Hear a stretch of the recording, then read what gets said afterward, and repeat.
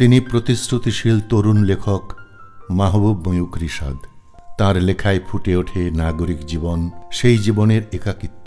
তবে সেই গল্পের প্রেক্ষাপটে তিনি মাঝে মাঝে ব্যবহার করেন জাদু বাস্তবতার উপাদান। রিশাদের জন্ম 1988 সালের 30 জুন ময়মনসিংহ মেডিকেল কলেজে, নানাবাড়ির কাছে। তাঁর মা মাহফুজা আক্তার, বাবা প্রথিতযশা মনোচিকিৎসক ও কথাসাহিত্যিক মোহিত কামাল। কৈশোর কেটেছে ময়মনসিংহের অলিতে গলিতে।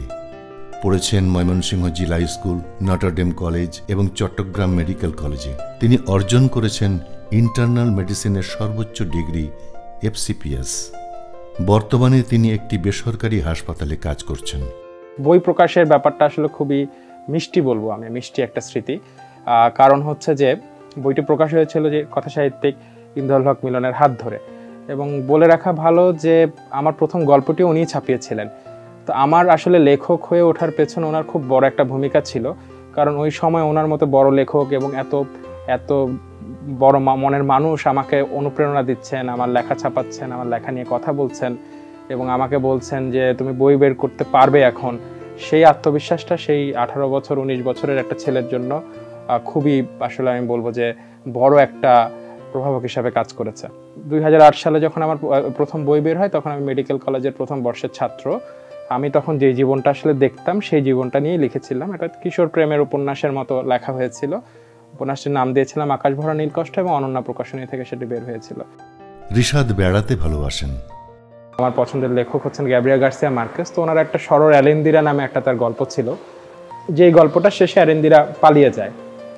তো 2014 সালে আমি একটা গল্প লিখি, বা 13 সালে, যে ভূতের গড়ি অ্যারেন্দিরা। ওই অ্যারেন্দিরাটাকে আমি ঢাকার ভূতের গলিতে নিয়ে আসি, এরপর তাকে আমার মতো করে আমাদের সমাজ বাস্তবতা নিয়ে একটা গল্প তৈরি করি। তখন আসলে আমি জানি না যেটা কোন জনরায় পড়ে বা কিসের মধ্যে ভেতরে পড়ে।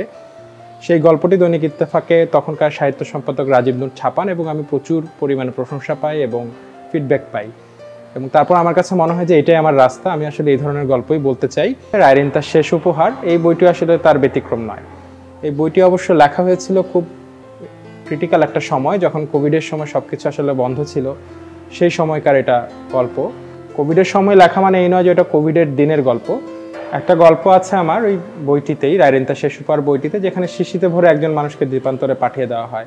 তো আসলে এই ধরনের এলিমেন্টগুলো ব্যবহার করে, উপাদানগুলো ব্যবহার করে আমার রায়রিন তার শেষ উপহার গল্প গ্রন্থটি লেখা, এবং সেটি 2022 সালে চন্দ্রবিন্দু প্রকাশন, চট্টগ্রামের কেন্দ্রিক একটি প্রকাশনা সংস্থা, প্রকাশ করে।